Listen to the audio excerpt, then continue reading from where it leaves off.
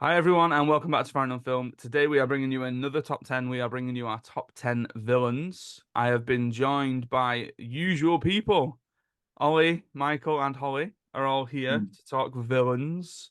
I'm often considered the villain of this podcast, He so is. He don't was piss almost him. my number one. Um, just the villainous people in film that, for whatever reason, we can't help but love, and especially when they're done right. So I've got a couple of honorable mentions, and I'll just go through them now. Some obvious ones and some less obvious ones. So obvious ones: T-1000 from Terminator Judgment Day. Yeah, like as soon as I wrote him down, I thought he's going to have made all his list. Yeah, Like, I forgot that you haven't really watched Terminator 2. no, like Like, I've seen it probably two or three times yeah. max, you know. Um, Barbosa from Pirates of the Caribbean, purely I because thought it's a good about him, and then performance. he only has one film as a villain. So Yeah, yeah, yeah. We spoke about it on the Caribbean. last podcast, on the Trilogies podcast, but Hannibal Lecter, because I think if we were doing a TV list, which we may do, or we probably will do down the line, um, Mads Mikkelsen's Hannibal Lecter is definitely in my list. But I think with Anthony Hopkins, obviously it's a fantastic performance in Silence, but then I'm not a big fan of Hannibal. I don't know if it mm. loses its way a bit in Red Dragon. There were others on my list that were a bit more consistent. Um, Ghostface from Scream. Now I know the idea being that like the killer changes all the time, but I think the sort of icon of the face and everything else. And then a more recent one, the doppelgangers from Us, Jordan Peele's Us. So the idea that you're just going against a version of yourself, you know. But I thought that was a bit too broad of a like the entire world's population again is the villain essentially. I mean, to be And then fair, if you just gone for Lupita's doppelganger in yeah, that, fair enough. that Yeah, would have yeah, been yeah. a hell of a shout. Yeah. And then I'm going to throw another one in there because I thought about it this morning when I woke up. A really, really recent one because I took Ruby to watch Wonka on New Year's Eve.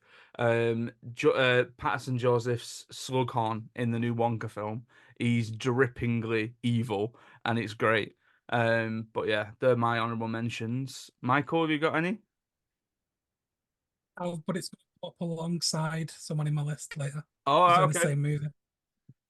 Fair dues. Ollie? I've got a couple that I won't say until it's pertinent because I've tried to one per franchise IP it to a point just for the sake of variety. There are some IPs that didn't make it though, and there's some good villains in here. There's some very good villains in here. None of the Harry Potter villains made it for me.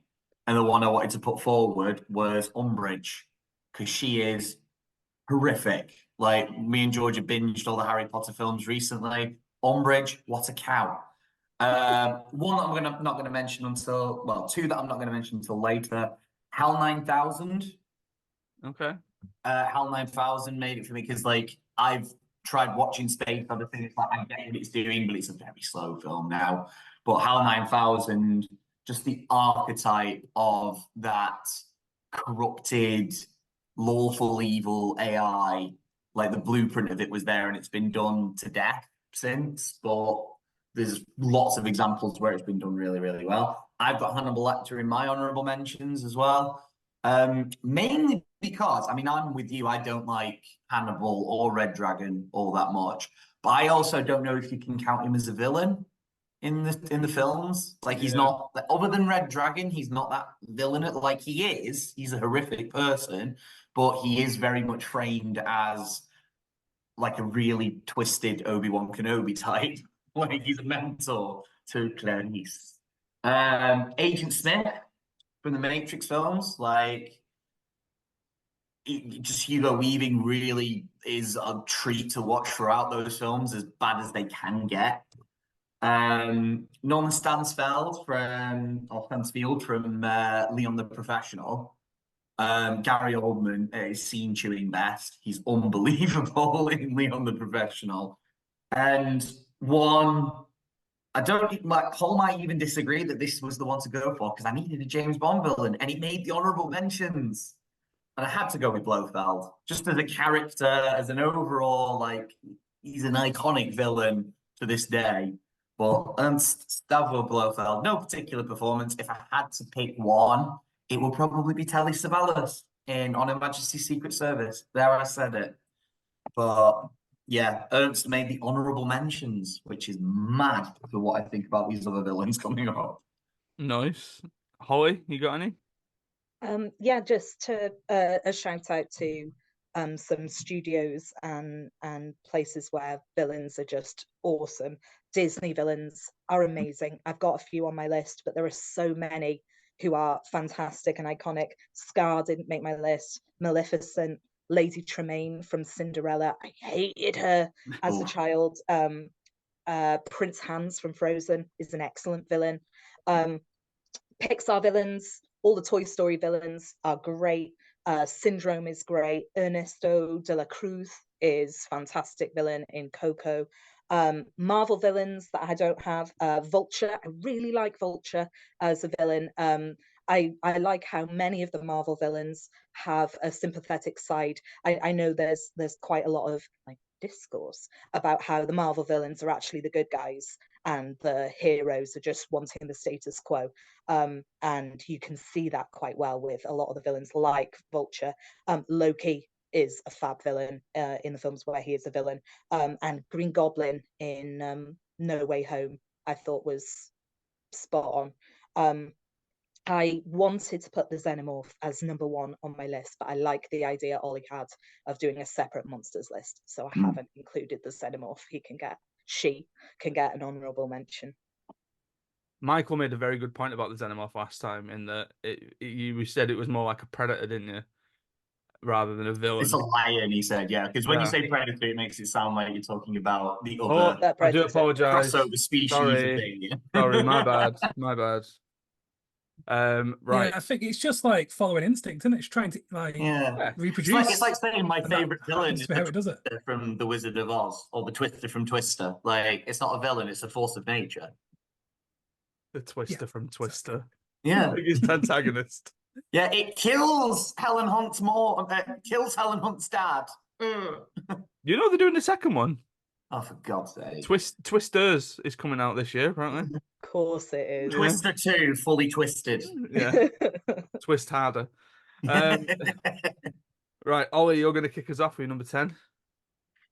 Right. My number 10. I did consider. Did I have him down? No, I've got him in another list. I did consider this performance quite early on because it is a villainous performance in a Christmas film. We are kicking off with our number 10 with Hans Gruber of Die Hard. Oh dear. I thought I'd wind you up a bit early. Look, I knew that would wind you up, but at the end of the day, Hans Gruber, as played by Alan Rickman, is one of the funniest villains who shouldn't be funny out there. Like, he should be, and he is, really intimidating, really cold, really vicious. We should really hate him, but we end up a little bit kind of rooting for him as much as we do John McClane. Like, there's a little bit of us which is like, we're really happy when he gets that vault open because he's planned this down to the nth detail. He's got everything right, and he's looked damn good in his suit whilst doing it. And I'm fairly sure, if memory serves, this was Alan Rickman's first big film role. Like, up till this, he'd done a lot of theatre work. He might have done some bits and pieces on TV, but in terms of film roles, this was his first one. And in typical Alan Rickman fashion, as I will talk about at some other point, hint, he is very, very good at ripping into and lampooning a little bit when he thinks scripts aren't as good as they can be. So I remember John Sessions talking about how Alan had some particular lines that he always found a bit cringeworthy. He's like, I am going to count to 3. There will not be a 4. It's like, that's a very redundant line there. He's excellent in this. You know, his accent is probably terrible, but it's good enough for an 80s film. Great personality, very funny, very slick, very commanding, really owns that film. Like that film wouldn't be as iconic as it is without him. Yeah, fair enough. I'm not going to argue it. Like as soon as we figured this out, I thought he's definitely going to be on Ollie's list. And then when I was doing my research, I thought I could put him in. Like I've not seen Die Hard as much as you. Like I'm not. Like, Have you not? no, fancy that. Like it's a good film. Like my gripe isn't with the film at all. My gripe is more with the fact that you position it over other things in terms of a Christmas list pantheon. But yeah, as it is. Right. So Michael, you're gonna go next with your number 10, please. Same one. Oh, fair enough. It is. Fair enough. Because he had to make the list because it is like I do watch it every single Christmas. It is one of, I don't know if it's like my favorite film, but it's kind of like it's become like a bit of a ritual. So like, you know, Hans Gruber is kind of part of this really big ritual kind of thing I do every Christmas. And I like eventually got Nella into always watching it as well and finally got her around to agreeing it's a Christmas film eventually. I'm still working on Georgia. She'll fall asleep. Once Nakatomi gets locked down, that's when she decides to fall asleep. Which is when the film starts, technically. Yeah, but... yeah, it's really early on. So yeah, I think he kind of had to go there, but when I looked at the other people on the list, he couldn't go any higher. Yeah. Just because there's a lot of good villains out there, and I think with Hans Gruber, I don't know if he is the 10th greatest villain of all time, but he's definitely in like my personal top 10. That makes sense. Yeah, these have got to be personal lists at the end of the day. Like, you know, I have the same argument when I do the wrestling podcast, in that like some of the people that I do it with, they're always like, well, we're talking greatest wrestlers of all time. We've got to put Ric Flair in there. And it's like, yeah, but do you like Ric Flair? Like Ric Flair, when you were watching wrestling, was 53 and falling off the top rope all the time. Like, pick stuff that you like rather than the stuff that everyone says is fantastic. It's like if you try and do stuff on football and people try and talk about the all-time greats, it's like, right, but you weren't watching football when the all-time greats were playing. Like, so were you watching Pele? Probably not. Yeah. Were you watching Maradona? Were you watching Roy Keane? Were you watching like the treble winners of '99? Or no, you weren't, because you were born in 2000. You were born in 2006. I mean, so shut up talking about it. Yeah. I was watching the treble wins of '99. I was as well, unfortunately. Holly, your number 10, please. My number 10 is a bit of a weird one because it is a documentary. But I think it's one of the clearest. I think it's one of the clearest villain hero like dynamics in a film that I've ever seen, not just a documentary. So it's Billy Mitchell, the villain from The King of Kong, Fistful of Dollars. What a villain! Oh, he's a swine. God, he's awful. Oh, he's awful. So if you haven't seen it, it's about a man called Steve Weeb, who is a middle school science teacher, so we love him already. He gets described by all these people in his life as like a lovable loser, and you're like, he's not a loser, he just seems like a great guy. He's married, he's got lovely kids, he seems to have a very nice normal life, normal job, but he's really, really good at arcade games. Really, really good at them. And he has an old Donkey Kong arcade game in his garage, and Miss Pac-Man as well. And I think he has the world title for Miss Pac-Man. And he wants to go for the world title for Donkey Kong, which is well known to be one of the hardest original arcade games. The guy who has that title is a guy called Billy Mitchell, who is the most slimy, disgusting, awful guy. But he's in the documentary just as much as Steve Weeb, because he really thinks he's the hero of the story. And it is just delicious to see him slowly realize that he's not the hero of the story, he's the villain of the story. He cheats. He has, like, over Christmas I watched The Grinch with my nieces, the Jim Carrey Grinch, and it just made me think of the mayor of Whoville and his little like sycophantic mate who's like cuts his hair off when the mayor has his hair cut off and so, oh, he's beautiful, he's gorgeous. That sycophantic mate, Billy Mitchell, has one, but he's the owner of the arcades where the records get like ratified.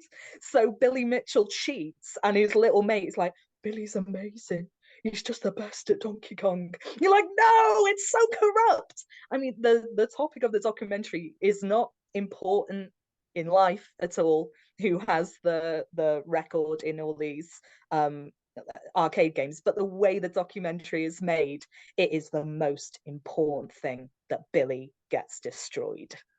I love that film so much, and I highly recommend it to anyone who hasn't seen it. But it's a classic good versus evil, and he doesn't even know he's top villain. It is a brilliant documentary. It was used when I went to uni as the introduction film to our understanding documentary module that we did. Because they always pick that one film that's a little bit out there, that's sort of like a fan favorite that, you know, isn't really going to mean too much on the course, you know, and then they show us Nanook of the North about an Eskimo making igloos. And then they show us Sherman's March about a guy who wants to make a documentary about Sherman's March, but can't, so then just spends the summer at a cabin. Like, yeah, what happened to King of Kong? Can we go back to that, please? Yeah. I remember seeing an image online of someone describing Billy Mitchell as everyone's first attempt at drawing Keanu Reeves. Yeah. That's really good. His hair's too long, his beard's too long. Yeah. Wasn't Peter Dinklage in Pixels meant to be lampooning him? Probably. Because he's like, I swear the whole point of Peter Dinklage is, I've not seen Pixels, so I can't speak accurately to it. But I swear, like, he's meant to be like this great gamer that everyone's like, oh my God, he's the best at gaming. And then he gets out and he's got the same like mullet beard combo as Billy Mitchell. And like one of the conflicts that he's resolving is, oh, he's actually as good as he is because he's cheated. This entire time. That's the only reason he's any good at this. And he can't cheat the weird aliens. It's so good. I'm waiting for when they eventually do the, you know, the narrative dramatization of it, you know, and they get somebody like, I don't know, God, Seth Rogen. Keanu Reeves. But no one could portray Billy Mitchell as deliciously evil as Billy Mitchell portrays himself. It's the sort of like the shots of him where he's talking to camera and he just looks like Steve Carell in The Office. Where he's in his warehouse, in his sauce business, like he's the king of the world. Yeah. And he's like, but I'm the best at Donkey Kong. Always wearing a terrible tie. Yes. Like, without fail, he is always wearing a terrible tie. Oh, yeah. What a pick. What a pick. Right. My number 10 has already been mentioned by Oliver. It's not Hans Gruber. It was in your honorable mentions. It's Agent Smith from the Matrix films. I was looking down films that I really like, and I thought, you know what, Hugo Weaving in all of those films, in the original trilogy, is fantastic. Like, yeah, towards the end we know that the quality dips off with the films and stuff, but him in the first one, talk about a menacing villain, you know, and then everything in that performance of him later on, having duplicates of himself and all this kind of stuff, and just the way that he speaks and the whole Mr. Anderson getting into the zeitgeist of the time and infecting the culture of it. Just a fantastic villain. I don't really have much else to say, to be honest. I think we all know how good he is. I love his fight choreography. Like, they did a really good job. I realized that watching it again recently in the subway fight. Still a great fight. I love the characterization of the choreography. So like all of the free your mind people, all of the humans are very kung fu. It's very fluid moments and stuff like that. The agents are just like haymakers. They just hit. They don't care about being graceful. They just hit as hard as they can. And it is just like these big swinging overhead punches against these guys trying to do very pretty blocks. It's like, yeah, no wonder the agents are like flooring you. It's just a really nice job done. Yeah. Right, number 9, Michael, you're going to kick us off with your number 9. So, X-Men, specifically Ian McKellen in Horrors of the Free, because although there's low points to those films, I think his portrayal of Magneto is fantastic. I think they do a really good job of kind of showing his backstory and like why he's like so against kind of submission and why he's so against kind of, you know, because he was a Jew in Germany I don't know if in Germany, he was in Poland actually, but during World War II, he's got his stamp, you know, which is brought up in number 3 on his arm from Auschwitz. And so he knows that like these people want to kill them. So you can kind of, and I think Holly mentioned about it being like Marvel being quite good at sympathetic villains, where actually he is very much the villain because he does want to take over the world, but he's kind of, yeah, it's like Wreck-It Ralph. He is bad guy, but he's not bad guy. Do you know what I mean? He is. He's really good. You kind of, even though like we're his enemy in real life, it was real. We'd be the very people he was against, but you kind of can't root for him a little bit, even though you really like the people on the other side. It's this really weird dynamic where you want the X-Men to win, but you want Magneto to be okay. Do you know what I mean? You want him to get away so that he can be the bad guy again, because the entire dynamic kind of works around him. He's kind of like he's not on my list. I'm like Doom in Fantastic Four. They are centered around their villain. He's their main villain, and they're pretty weak heroes, unlike the X-Men. But he makes it. Whereas I think Magneto is a really good antithesis to the X-Men, who are all like hopeful, and he's like, "There's no point being hopeful." I think he works really well in his setting. Yeah, it's Martin Luther King versus Malcolm X. That was the direct inspiration that Marvel had at the time. Like they were both. It was very much civil rights movement, but Professor X is like pushing this peaceful message of no, we need to be able to get on with them. And Malcolm X was obviously like, nah, kill him if you need to. Like, Yeah. And you kind of get both arguments. It's I almost put Fassbender on another list. Yeah, same. Because Snap. he's he's great in all of them, and the quality dips massively in that sort of prequel trilogy, or even if you can call it a trilogy, because First Class was great, and then I really enjoyed Future Past, but then when you get to Apocalypse and Dark Phoenix, you're like, what's happening here? Yeah, You know, They're almost completely different films, then, though, aren't they? They don't feel linked at all. But then Ian McKellen again, like solid all the way through. You know, great shout. Holly, your number 9. So excited to get to speak about this film again, guys. It's been a while. Lagarde! There we go. The villain in Lagarde is such a wonderful villain. It's Captain Russell, played by Paul Blackthorne, who's not a very well-known actor. He's an absolute mustache twirling, like sneering the entire time pantomime villain, and I love him. I think one of the reasons why, I mean, he's so over the top. Like some of the things that he does, he kills protected animals on a hunt. He forces a devout Hindu to eat meat. He just look, he creeps on his sister. Classic villain move. He's just awful, awful, awful. But you don't need his motivation because he's part of the British occupation of India. His only motivation is he doesn't see Indian people as humans. And when you know that, everything he does makes sense and shows you how evil that whole setup was. He's just a personification of it, and it works perfectly. Like Lagarde is not a subtle film. There is nothing subtle happening in it. Like everything is a sledgehammer, including this villain. But that one little bit of commentary is really important, I think. The most of the film is in Hindi. The actor does not speak Hindi. It's a white British actor. So he's speaking his lines phonetically. And that makes it so much better because all of his emoting is massively over the top because he's just being told what the emotion should be linked to the lines he's saying. It makes it feel like he has disdain for the language that he's speaking, which he absolutely would have in that position at that time. I've told everyone on this podcast 1,000 times that you need to watch Lagarde, but I screamed out loud. The first time I watched this film, I screamed out loud when this character gets his comeuppance, because the entire film is about a cricket match where the locals create a ragtag cricket team to compete against the British soldiers who are occupying their area of India. And if they lose the match, they will have to pay 3 times the tax, and that will completely destroy them. They don't have that money. There's been a drought.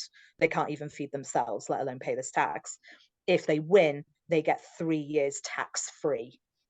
So you're absolutely rooting for them, and this match is neck and neck the entire way, and it's Captain Russell who does something at the end that loses the match, and I was just like, yes, yes. Yeah, that's the feeling that you want from a really good scenery chewing archetypal villain, and he nails it. It's a shame that we haven't seen him in very much else. I think one of my favorite things about it was I remember seeing just behind like a series of like interviews on the guy, and it was Paul Blackthorne like kind of leading it, and he was recounting how during a lot of the cricket scenes, like all of the Indian actors, whenever they had these like really good fast balls thrown in at them, they were just smacking it out for 4, and they were hitting 6s because they were just like incredible at cricket. And then when it came his time to bat, they basically needed a stagehand to just be like, "Okay, Paul, here it is." Yeah. And then he'd like kind of weakly go like that every time. He was like, "I was so bad at cricket, and like I don't." Like, hopefully that kind of translated that they thought less of me because I couldn't play cricket. But he seemed lovely in the interviews. And that's always the mark of a good actor, villainous actor, is when you actually interview the person, it's like, oh, you're the nicest person. I'm assuming it's the same Paul Blackthorne that was in Arrow. It is, yeah. Yeah. He's great in Arrow as well. So when you said, I thought, oh, I recognize that name. Yeah. Right, my number 9 is that is essentially Mean Machine, isn't it? Yeah, I suppose. But then that's essentially on Longest Yard. So yes, and the Longest Yard, yeah. So, my number 9 is one that Ollie's already mentioned in his honorable mentions. Voldemort. Again. Yeah, I Voldemort. I landed on Voldemort. Now, of all the Harry Potter characters, I think Snape's villainous turn, as the sort of, if you go along with the story and you don't know about the story, that him being the villain works until you get to Half-Blood Prince. And then it's like, oh, there's a bit of a switch, or even probably Deathly Hallows Part 1, there's a bit of a switch. But I couldn't bring myself to put Snape on my villains list purely because of the always line in Deathly Hallows Part 2. Oh, he's a villain. I couldn't do it. I thought he was literally happy for James and Harry to die as long as Lily didn't. Yeah, I know. But that isn't shown in the films, to be fair. In the films, I think he is a bit more heroic. In the books, he's absolutely a villain. Yeah. But if we're looking just at what we see in the films, then I think his villain arc ends quite. You do feel like Alan Rickman was like, "I'm not being that monstrous." No, as a kind of selection of teachers here, we know that Snape is a villain. He bullies his students. I don't care what he does later. He is absolutely foul and like picks out students to ridicule. He's a villain. He's a bad one. Don't care. Yeah. Don't care what he does later. When a werewolf attacks, he does put himself between the werewolf and his students without hesitation. But that does only happen in the film. That's what the bucks are for. That's why you get paid. To I'll protect your students from werewolves. If they learn some English as well, fair dues. I'm going to concede and I don't know if I'd do that, I'll be honest. I'm not putting Voldemort at number 9. I'm going to put Snape as number 9. Woo! There you go. Right. Just because, like Ollie said, I needed to get a Potter villain in there. And it's just a perfect performance. The reason why I'd gone for Voldemort is because I think that's the more sort of stereotypical antagonist. And Ralph Fiennes just absolutely hamming it all up in the end. And I love the story that Kermode and Mayo keep talking about, where when they interviewed Ralph Fiennes about Harry Potter, and Simon Mayo said, "Can you tell me what the Elder Wand is?" Ralph Fiennes just went, "No, not at all." Yeah, doesn't care. But Gary Oldman was the same though, wasn't he? He's like a bunch of things come out recently where he thinks he wasn't particularly good in that. And George has always maintained that, and I've been like blindly defending Gary Oldman because he's one of my favorite boys at acting. I mean, Sirius Black is my favorite. Like, Would she suggest that someone like David Tennant would be a bit better, or? like a I think he's James. already you in can it, say though. that now with hindsight, but David I Tennant in know, yeah. 2004 wouldn't have. Yeah. Oh, I agree, but we've always had fun like recasting this and kind of reimagining Oh, how to cast one this of the like today. one of the biggest what ifs. As much as I love Alan Rickman and I wouldn't want to change it for the world, I would Tim Roth. love to have seen what Tim Roth did. Tim Roth Like would have I been would love to have excellent. seen what Tim Roth did. He probably would have played it more closely to the books because Yeah. having watched all the films again recently, Alan Rickman's, like Michael said, his version of Snape, you can see Yeah. being more heroic. Like that moment of him like begging Harry to be quiet before he Dumbledore, you can see that they're trying to hint that it is it is a facade. Whereas Yeah. in the books, he's proper nasty.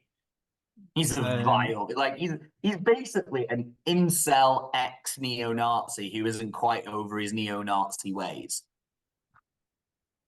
That's Snape in the book. okay. He's vile. Okay. You tell us about your number 9 then, Oliver. Um, I needed to get an MCU villain in there, Oh. and you know my rule. That means that unfortunately, Adam, there's going to be a lot of villains that probably deserve to be on this list, and I hope they're in other people's because I haven't put them on. So I've not put Ultron as much as we love him. I've not put Thanos as good a villain objectively as he is. I've not put the High Evolutionary, who was a late consideration because he's excellent. He's a brilliant villain. There's too many to go through. Like the villains in MC, I've not put the Vulture either. He was a consideration, but the one I had to go with my heart. It's a bit cheap calling him an MCU villain because technically he's not, but it's got to be the Green Goblin.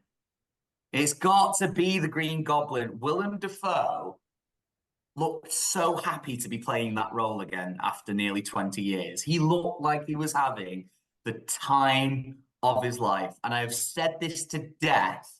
I cannot get over the image of him laughing up at Tom Holland as Spider-Man is like legs wrapped around his neck, repeatedly punching him in the face. And he just looks up at him and laughs. That is the single scariest thing I have seen in a Marvel film.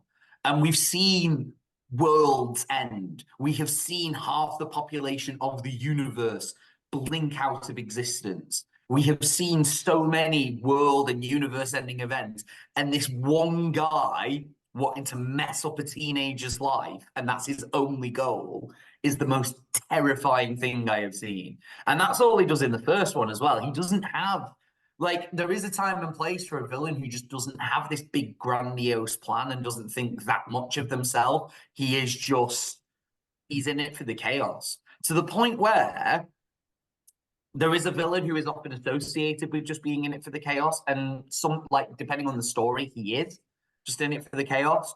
But in terms of film showings, Green Goblin has done it better than this villain. I still have this villain much higher up on my list, and you can probably guess who it is. I imagine he's on yours. I'm kind of guessing he's at number 1. But just that moment, I cannot get it out of my head. And then when they're fighting to the end, like Peter was like, "No, I just wanted to make sure I killed you myself," and that. Atta boy. I'm like, oh God, everything you do gives me chills, Willem. Stop it. Just stop it. I've only got one MCU villain as well. It's further up. Like we're Yeah, I talking, get that. You care about we're MCU more talking than I part do. 2 of the podcast. It's further Yeah. up. Yeah, right, okay. Holly, your number 8, please. Hans Lander from Inglorious Bastards, as portrayed by Christoph Waltz, just scares the hell out of me. Just scares me. That amount of cool poise in moments where he could die, but he just feels in control at all times. That's terrifying to me. Absolutely terrifying. And Christoph Waltz is just a king.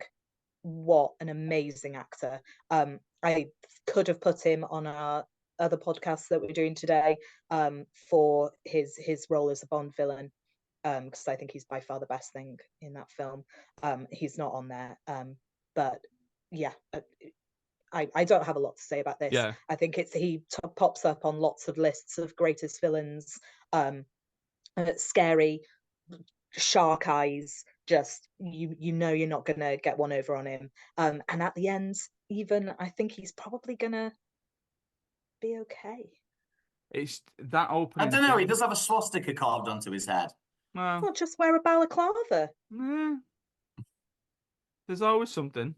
Mm. That opening scene is just Mm. terrifying, you know. And to say it was his first major film role, like, there you go. Just take your Oscar now and go away. Yeah, You Yeah. know. born to do it. Yeah. Absolutely born to From do it. one Oscar-winning performance to another, my number 8. What's the most you've ever lost in a coin toss? Anton Chigurh from No Country for Old Men. Come on, like, what a film, what a villain, just dripping evil. And then to the point where he gets wounded and he's just carrying on walking through the streets, blood dripping down his leg, like he don't care. He's just not bothered at all. And it's the sort of slow menace, slow speak. This is exactly what I'm going to do. I'm just going to tell you everything. The gas canister, like, Oh, the absolutely. bolt gun. Yeah, superb writing, superb acting, superb performance, just perfect all the way through. And when I did my list and I was thinking about, I've got a couple towards the top of my list where they've been in multiple films. And I think when you take the sort of the pantheon of everything that they've done together, that's why it positions them higher. And then the ones that are lower down are the ones that we're seeing once or twice, you know. So like I think the reason why he's number 8 is because the people above him, for whatever reason for me, just go higher. And I just prefer to see the villainy. But this is just, I need to go back and watch this again. I've not watched it in a Yeah, while. same. Like I remember I watched it as soon as it came out, and then it was just one of those films that I kept going back to every now and again, and it was just absolute. I think it's my favorite Coen Brothers film, like easily, you know. But yeah, I think Javier Bardem in that role is absolutely fantastic. So there's Anton Chigurh at my number 8. No, Um, that's 2 entries that I have nothing to say about at this moment in time. oh, okay. Talk to us about your number 8 then, Ollie. My number 8, I think you have like kind of mentioned them in honorable mention. In fact, no, Holly mentioned them in honorable mentions. I don't think any have made a list off the back of this, which is a shame because Pixar does have a pantheon of great villains.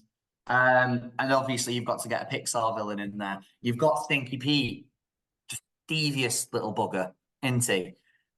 You've got Charles Muntz, terrifying. Ernesto de la Cruz was one I actually didn't think of. And then I remembered, oh yeah, he's a horrifying villain. But the one that I just keep coming back to, I think the one that kind of set the standard for how good a Pixar villain could be is Syndrome in The Incredibles. He is kind of played for laughs, but he is as megalomaniacal, as kind of charismatic, weirdly charismatic as any Bond villain. Because there definitely is that kind of Bond vibe to The Incredibles, in that you have like the set pieces of people trying to sneak into the base, and they're good at it in their own way. Like weirdly, Mr. Incredible is quite good at stealth. Mrs. Incredible is obviously way better. But they get caught on the way in, and then there's the big action set piece to get them out or to save the day at the end. And Syndrome is maybe the best thing about what I can, certainly my favorite Pixar film. I don't think it's the best. I think that's Inside Out. But Incredibles might be my favorite because it just gets everything right. And I think the villain is one of them. He's got a great over-the-top plan. He monologues. Really intimidating design. They did really good with that 0 point energy. I think that's a great concept for him to have, like a power that he's invented for himself that completely nullifies our heroes, regardless of how strong they are.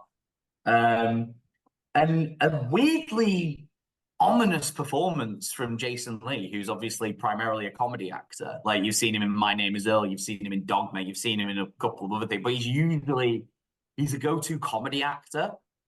And he's really menacing in this. Like that scene where he's like goading Mr. Incredible to kill Mirage, to be like, all right then, go for it, because I know you're not going to do it. That's horrifying.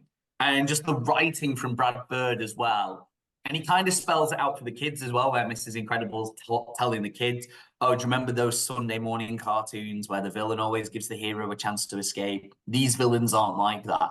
And they're really not. Like, the villain, like, the heroes get away by virtue of their own strengths, not the villain just being bad at his job. The one time he does do that, he kind of jokes about it. He's like, oh, you sly dog, you got me monologuing. I can't believe it. Because he knows all the tricks, because he's a big superhero nerd. And I love, a couple of people pointed this out online, the difference between, so his big motivation is Mr. Incredible going, fly home, buddy, I work alone. The difference between his remembered version of it and what actually happened. So what actually happened was Mr. Incredible was very preoccupied with a French terrorist called Bon Voyage. Very funny. And he's like looking at him. He's like, fly home, buddy. I work alone. He's like trying to get rid of him whilst dealing with this very imminent threat. He's not talking down to him too much. He's very focused on this guy. The bit that Syndrome remembers is Mr. Incredible talking directly to him and waving him away. Fly home, buddy. I work alone. He's made it all about him. He's made this interaction completely different from what it is. So whilst we understand his villainous arc and where he's come from, we immediately put him in the wrong. We don't sympathize with him at all. And I think it's quite well done to establish him as basically just a narcissist and someone who's making it all about him. And that's maybe a bit too deep to go into for what is fundamentally a kid's film. But damn it, Pixar keep on knocking these villains and these characters out of the park. So I'm going to give it that analysis because it bloody well deserves it. I don't have a Pixar villain on the list, but I do have a Disney villain. I mean, obviously I do. Because you can't not, can you? I wonder which one Ollie's is. Yeah, I'm genuinely curious for what Holly's is, actually. Snore. Right. Yeah. Michael, your number 8, please. My actual number, there's one Disney villain that I would have put on who's not on, so I'll just mention him quickly, which is Frollo from Frollo from Notre Dame? Oh, because he's just like he's absolutely villainous. Just the song Hellfire alone, just what he says in that alone. But I forgot about him, so he's not on the list. The person I have put is Missy Armitage from Get Out. Who's the woman who does the kind of Michael, she's like essentially, she's not killing him, I guess. She's like sending him to the dark place or whatever. But she's talking so calmly about taking this guy's agency and trapping him inside his own body. And she very clearly doesn't care. There's no hint of remorse in her character at all.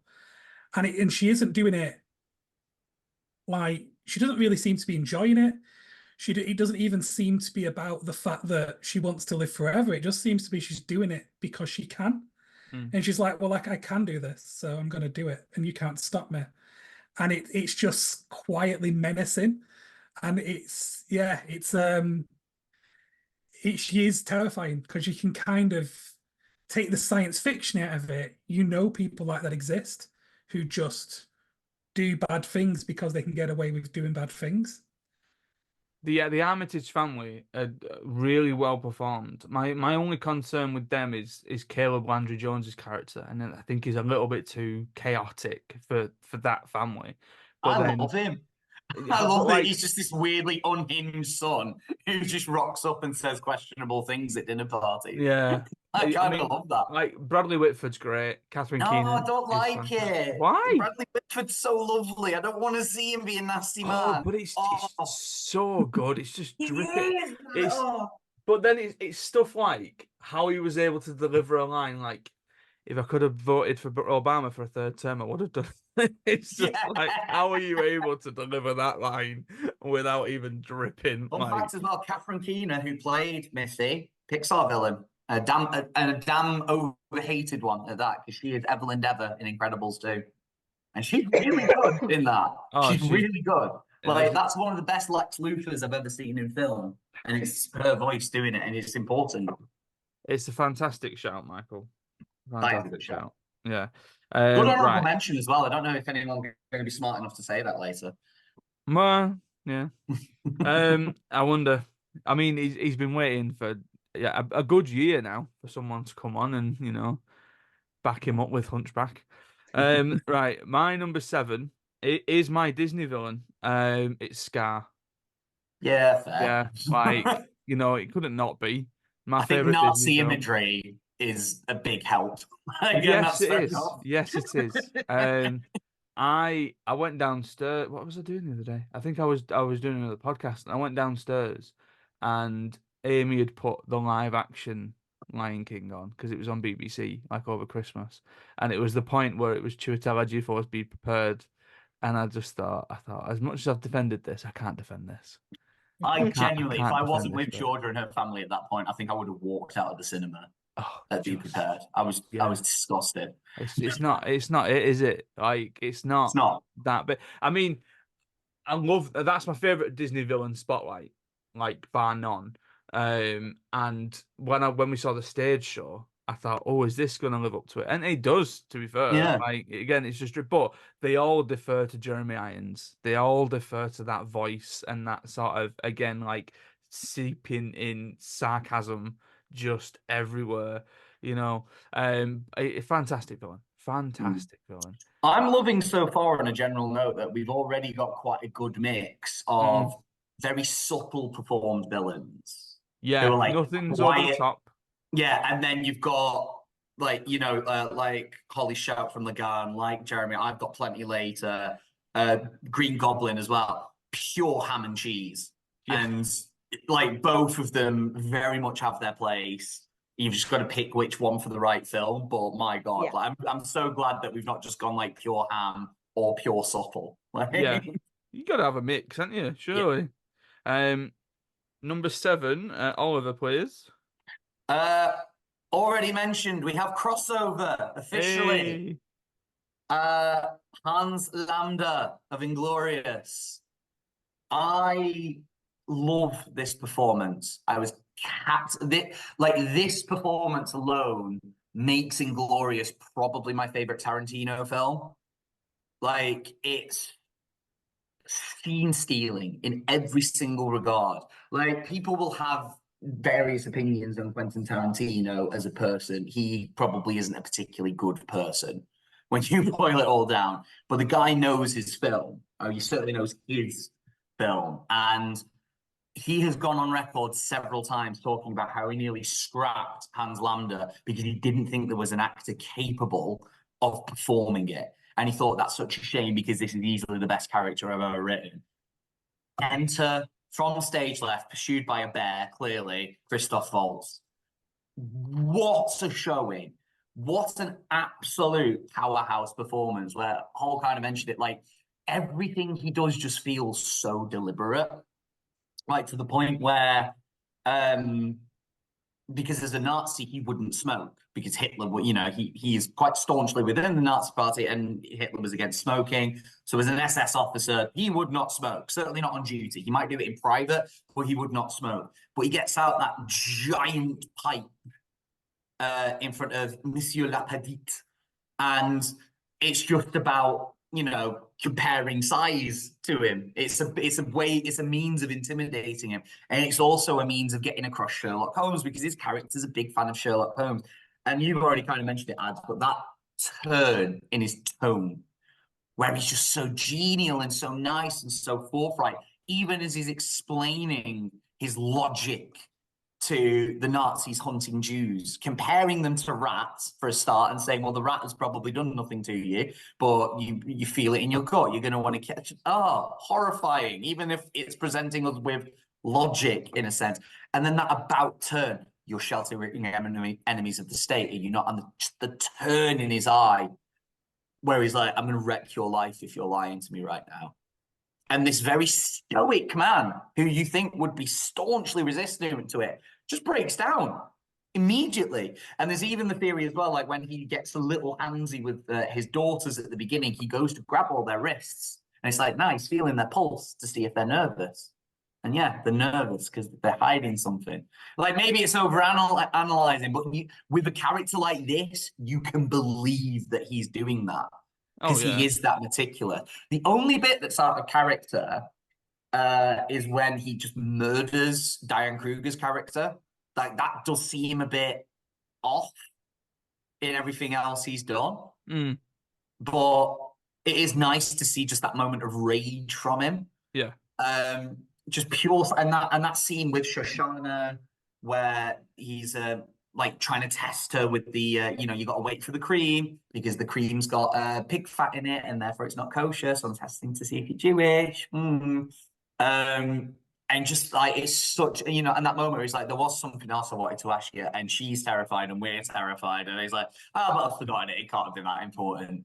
Just, he steals every scene he's in. And like the fact that he speaks all those languages as well obviously helped. Like, I've said it, but I remember seeing a performance of 12th Night with Stephen Fry in it, and Mark Rylance was in it as well. Mark Rylance is obviously a fantastic actor, but when Mark Rylance is delivering those lines, you can tell that he is speaking a language he is not used to in Shakespearean, old Shakespeare. Like, even, people who study it quite regularly will struggle to make it sound so fluent, whereas Stephen Fry speaks it like it's another language. And it is very much that same fluency that Christoph Waltz goes into German, goes into French, goes into English. And he even comes across in Italian, which before the film he didn't know. But he learned Italian, and because he's that good at languages, he was just able to just flawlessly throw this Italian at Brad Pitt for him to be like, grazie. He's absolutely stunning in that film, and it's why it made something in the next podcast we're going to talk about so bitterly disappointing. Oh. Okay.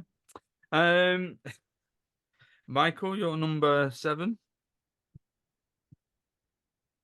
One I picked was because Lord of the Rings had to get in there. Of course it did. And everyone always goes for Sauron, and I don't think Sauron's a good villain. He's not because there. he's like, yeah, exactly. He's just an eye on a tower. I know he's the big guy, but he's an eye not on a tower. really. He's and he's the big guy in the armor, and it's like, yes, he has a presence and it's felt, but his presence is felt through his kind of underlings. The actual villain is Saruman, I think, because it's the turning, it's the kind of, Gandalf goes to him for help, and then in that kind of when they're talking, he slowly realizes that he's turned to the other side, and then it's the kind of just then how quickly he goes from, I must go and see Saruman, the leader of my order, he's very wise, and then we see him, it's like, oh no, this guy he's really bad. And then he's ripping down all the trees, and then you kind of see the impact of that later on with Treebeard, when he's like, a wizard should know better, and the kind of pain in his voice. And you kind of see that actually the thing that we didn't see as that bad was another horrible thing he did, because he knew those trees were alive. He could sense the life within them. Like you could see him taking out Rohan as being like, well, an obstacle. But he didn't have to kill the trees that were alive. That was just, he gets in there a little bit quicker. And just little things and the fact that like he clearly thought he could beat Sauron, so he wasn't afraid of him. It wasn't fear. He thought he could supplant him. So he's not like, he's the villain in Lord of the Rings for me. Yeah. I think they need that sort of personification, don't they?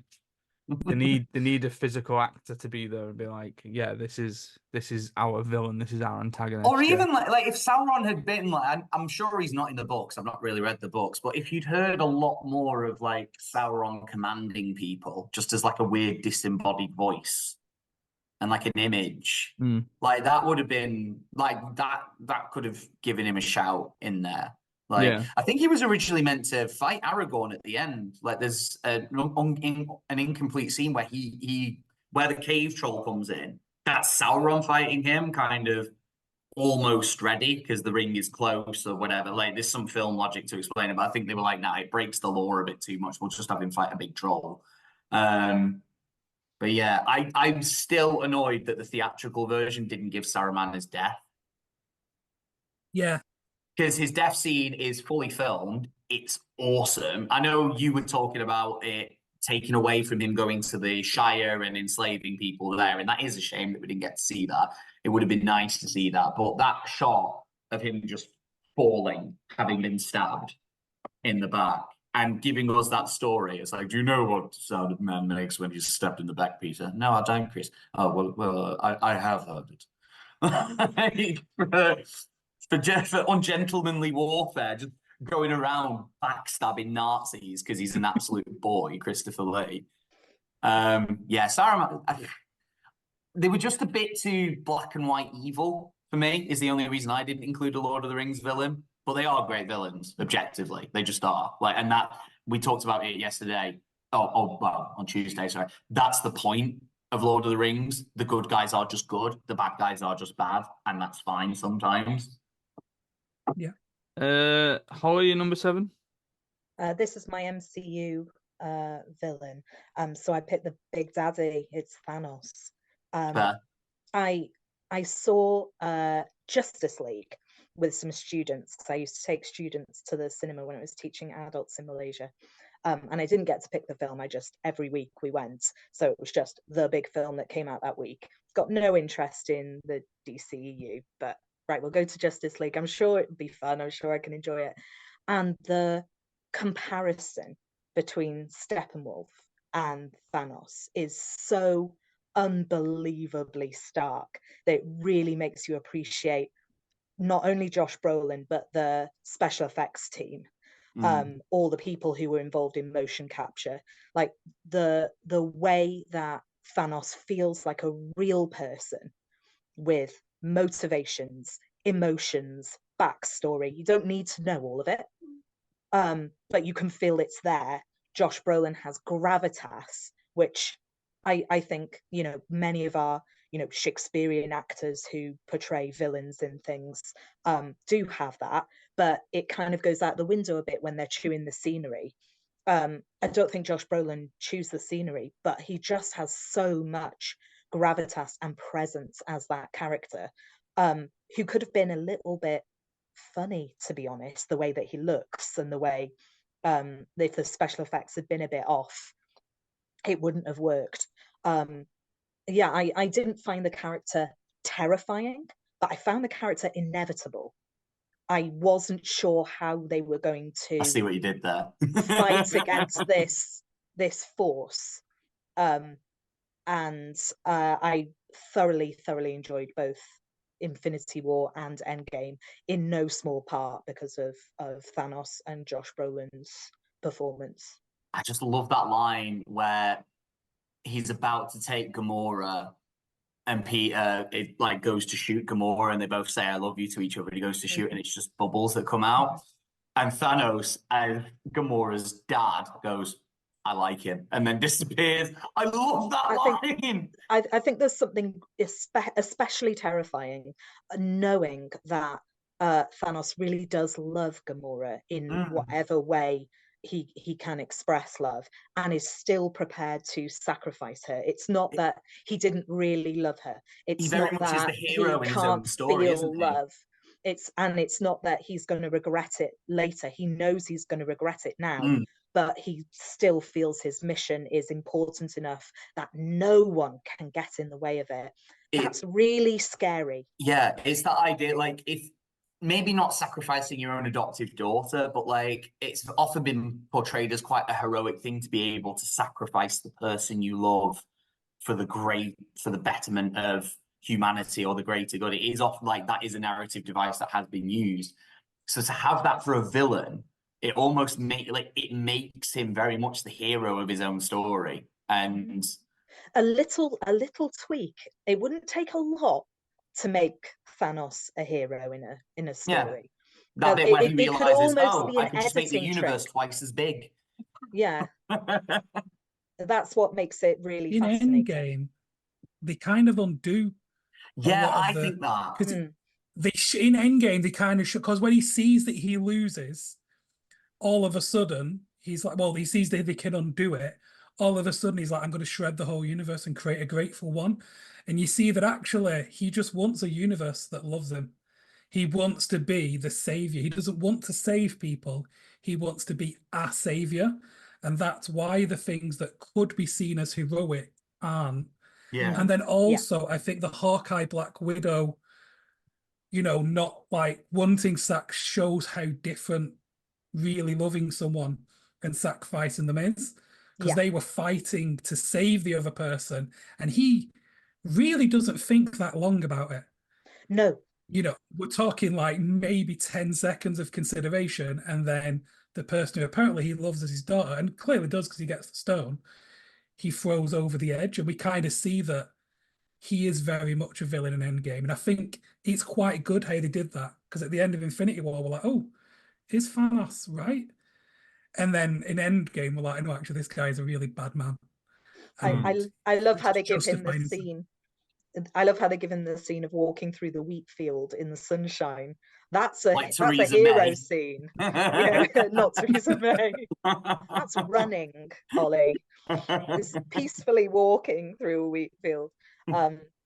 Yeah, I think those films are very clever, and more so when you see them alongside a film that's trying to do the same thing and failing so Have you seen the Snyder Cut of Justice League? Because Steppenwolf is markedly better in that. I have heard that. Still doesn't hold a candle to Thanos. Oh, it doesn't. I No, don't but like, I can't bring myself to watch the Snyder Cut after seeing 1,000 million trillion tweets saying release the Snyder Cut. I mean, Yeah. I ended up I doing can't it in care like enough. parts, because the film's in parts anyway, innit? yeah. Snyder Cut. So like after one part had finished, I just stopped for a bit and did something else. It is much better, but Kind of like how I had to watch Saltburn the other day. I do think though, comparing Thanos to Steppenwolf isn't really fair, because Steppenwolf is more like Ebony Maw, and Yeah. Thanos is more like Doomsday. or Like, Darkseid. Doomsday is the Thanos of the no, it's not true. Thanos is the Doomsday of the Marvel universe, because Doomsday came first. And Steppenwolf is just essentially a high level henchman, Yeah, and he kind of like Ebony Maw is. Darkseid though, isn't it? It's No, not. it is dark. Because Darkseid makes an appearance a bit more, and like he's quite Sorry, funny. I don't know why I'm saying Doomsday. It is Darkseid. Yeah. Because Doomsday's actually appeared in the film. Doomsday's the comic, isn't it? Yeah. Yeah, and it is very much. I think that's why I think in the Snyder Cut, pretty sure Steppenwolf gets killed quite early on, and then Darkseid comes through the portal. No, he's still the ends big everything, I bad, but think. he gets. I think Cyborg cuts his head off, and it rolls through the gateway to Darkseid. He just crushes it with his Closes. foot. Yeah, and then Darkseid just stomps his own uncle's head. It's quite funny. Right, number 6 is Oliver. You number 6. You honourable mentioned my boy here. Oh, The T-1000 of Terminator 2. Just such a terrifying concept, to the point where they really screwed the pooch on the marketing. Because, like, can you imagine the plot twist of you've seen you've gone to see the Terminator, you know that it's, Arnold is this killing machine who's coming after you, and he's nigh on unkillable. You need a hydraulic press to kill him, and you need him to be basically crippled and an amazing Stan Winston effects by this point in order to do anything. But I think a lot of people who didn't know it, they would have gone into this film thinking that Robert Patrick was playing Kyle Reese type, and it was just going to be a cookie cutter rendition of the first film again. And that shot in the corridor, and you hear Arnold go, "Get down," and then he blasts Robert Patrick with a shotgun, and he still keeps moving. It's like, oh. And then you see the holes appear, and then they disappear, and you're like, oh, this is a different kind of machine. Oh, and like to the point where they have objectively improved on the machine since then. So like the TX was a metal endoskeleton underneath this memory alloy thing that the T-1000 had going on. Not as intimidating. Terminator Genesis, I want to say, had weird like nanobot John Connor. Not as intimidating. Robert Patrick as the T-1000 is utterly terrifying. I like the idea, and it's kind of a retcon to accommodate for Arnold's acting ability. Although I do think he's a better actor than people give him credit for. He is limited in what he can do, and he is very robotic in that first film, but it's very much the idea of you like the idea of, oh, well, the machines haven't quite perfected human speech yet. So he's a little bit uncanny in how he speaks. He's very monotone. he doesn't have much cadence to his voice, and he learns that a bit more as Terminator 2 goes on. Whereas by the time the T-1000 comes along and Robert Patrick comes along, they've got it. They've nailed human speech. The way that he isn't just bluntly going around and killing all the John Connors. He knows where John Connor's going to be. He knows the people important to him, and he tries to like actually do investigative work, and he acts like a person trying to find him. His abilities are just really cool as well. He's basically a mix of Wolverine and Mystique, which hell of a combination. And just the effects on him as well, like that moment where the hospital guard like stands on the floor, and then the floor starts to move up behind him, and then morph into hospital guard's twin. And when he walks through the prison door, like the bars, and the gun gets caught, and he has to move it, it's just brilliant performance. I think he did like dance lessons to learn how to move himself a bit more fluidly. And like when he's chasing John on his little dirt bike through the car park, they kept having to reshoot that because Robert Patrick got so goddamn fit that he kept on catching up to the bike. Like, because it's only a little, 500cc bike, so it can't go that fast anyway. But like, they had the kids, he got so fit to just be able to run for days that he just caught up to the bike time and time again. It's like, cut, let's do it again. Robert, slow down. I'm trying, James. I can't help it. Like, yeah, terrifying villain. They've tried to replicate it time and time again since, and nothing's held a candle. Fair enough. Michael, your number 6. Number 6 is Terrence Fletcher from Whiplash. Oh, that's a great show. And I think because he exists everywhere in the world, not quite as, but we've all met pound shop versions of Terrence Fletcher. These people who will utterly destroy you to make you 2% better at the thing they need you to be 2% better at. And they don't care if that breaks you because then you weren't strong enough. And I think, I mean, it's just a great film from start to finish, to be fair. That I remember watching, because it was back when me and Nella we still shared a house at the time. And she put it on. I was like, I'm not into this. It's just some artsy music thing. And then I was like, this is actually really good. And I kind of completely stopped what I was doing and just got completely engrossed in this. And obviously it's J.K. Simmons, and he brings the thunder to everything he does. But it's just fantastic. And he's just like, you just hate him so much throughout the whole film. And then even when he gives these kind of reasoning much later on, and he gets him onto the thing, and then he does him over again live in front of all those people.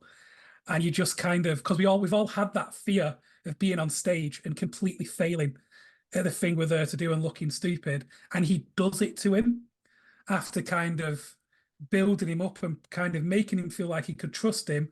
And then he just destroys him again. And obviously then we get the really good hero moment where he comes back. But you can't have that moment without a really good villain. You need the good villain to create the good hero moment. So yeah, I think he just absolutely makes that film. I'm annoyed I didn't consider Miles Teller, isn't it?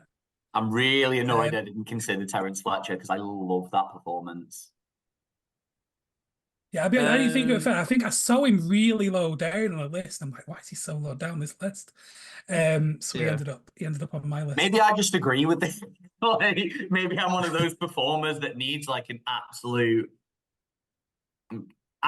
a-hole of a director to just bring out the best of me. So I'm used to working with that guy.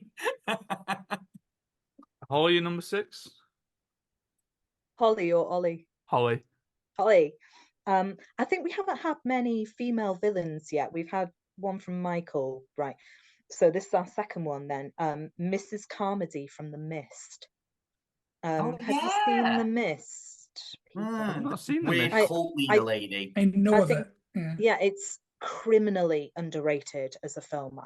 This film destroyed me. The ending is unbelievably tragic. But this villain scares the bejesus out of me. And like you said about your previous pick, Michael, it's someone you've met. We've all met this woman, this person who feels that they're just right in the very core of their being. I guess like she's a early iteration of a Karen meme, but in a situation where it can get really scary. So The Mist is based on the Stephen King book The Fog, I think. And it makes a lot of changes from the book, because in the book I think it's like the zombie pirates. I could be completely wrong. Someone fact check me. Probably is It's with something Stephen really, King, to be fair. it's something really crazy. It's probably a radioactive turtle or something like that. Yeah. And in the film, it's like alien creatures, bugs and things. And it's a group of normal people in a normal town in rural America. They're in a supermarket when this mist rolls in. And they realize that people are dying who are outside, so they lock down the building. But these creatures manage to get in, and they are trying to get this small number of creatures out before they hurt too many of the people who are locked up in this supermarket. And one of these creatures lands on Mrs. Carmody and doesn't kill her, flies off. And she sees that as a prophecy that she should be the leader. She's the one who can help everyone. She's the one who's talking to God, because she's quite a religious lady. So she's like, well, I've been spared. God spared me. So we Hang on, need do you mean everyone. Stephen King has like openly criticized religion in one of his stories? That's a turn up for the books. So surprising. I know, Jesus. And you can see how that little bit of power could turn a fairly normal person who has fashy tendencies into a full-blown fascist in a moment where they have that power. So yeah, she becomes very, very scary very, very quickly, to the point where she starts sacrificing people to the creatures by throwing them out of the supermarket when they upset her. And this leads to what is one of the most tragic endings of a film, probably the most tragic ending to a film that I've ever seen. Yeah, but it's her normalness at the start. You can tell she's off. She's clearly the town crazy lady, but just in a way that you would avoid trick-or-treating at her house, because if you trick-or-treated at her house, she'd tell you about how it's satanic and the Lord wouldn't appreciate it, but you kind of laugh at it. But in this moment where people need direction, unfortunately, she's there and has the presence of mind to give it in a very upsetting way. She's played by Marcia Gray Harden, who is just one of these, workhorse supporting actors who's in a bunch of stuff and is always really good. But given a proper role to sink her teeth in, she's terrifying to me, really terrifying. And I follow a lot of American politics. That's my version of watching EastEnders, basically. I know all the characters' names, I know everyone in the Senate, I know all their dirty laundry. I love it. And she is unfortunately a very familiar character to me when you talk about American politics, because there are a lot of people who are like her, who have a lot more power than they should. Unfortunately, that is also the case in the UK, but it's not as much fun to follow it in the UK because it's real. But if it's American, it's just Dallas, isn't it? America is real, it's there. Nah, no, if you got the plane, nah, shush. America is Until a real it affects place. you physically, not bothered. Don't matter. It can't be real. There's so much water between them and here. It's also it's too mental. You can't pretend. If I pretend it's not real, it makes it funny, because otherwise it's really sad. Oh. Really sad. I'm going to close off this first part with my number 6, and I've got a duo as my number 6. Ooh. Because it's not that I just decided to pick 2 people and I couldn't separate them and all that kind of stuff, but you can't have one of them without the other. You can't have one of the wet bandits without the other wet bandit. Oh, yeah. I think they're known as the sticky bandits now. Your eyes when I put Hans Gruber on there. who We've is had- largely considered a fantastic villain. We've And you had- got the Wet Bandits, where their best thing is that they're just immortal. We've had murderers. We've had, Philistines. We've had all these kind of people so far. And now I've got cartoon characters in live action. Yeah, You but love doing a bit of I B&E. couldn't not put the Wet Bandits in. But I'm taking the villain twist a little bit in that I just enjoy watching them because they're so out of the depth against a 10-year-old in his own house, and that they fall for every single trick and trap that he's put out there. And then the second one, when they try and think that they've outsmarted him, and they go, right, that's paint can number 1. Right, that's paint can number 2. Right, that's paint can number 3. Now we'll go up the stairs, and he just throws a bollard down at him. It's just, honestly, every single year when we watch it, I laugh at different things. Like last year was Daniel Stern being hit by bricks from the roof.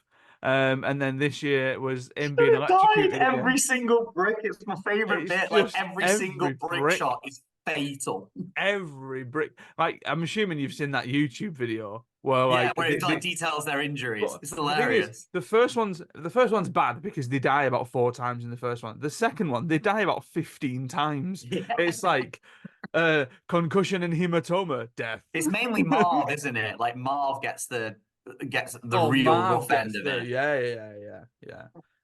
But I love it. Everyone knows how much I love Home Alone. I love the Wet Bandits, now known as the Sticky Bandits. I mean, where they are now, who knows? But I absolutely love them, and I had to get them on the list. I guess my favorite thing about them is Joe Pesci desperately trying not to swear in what is fundamentally a kid's film. So many times I've done that, like at school, where like I've sort of banged my knee on the desk, and I've got.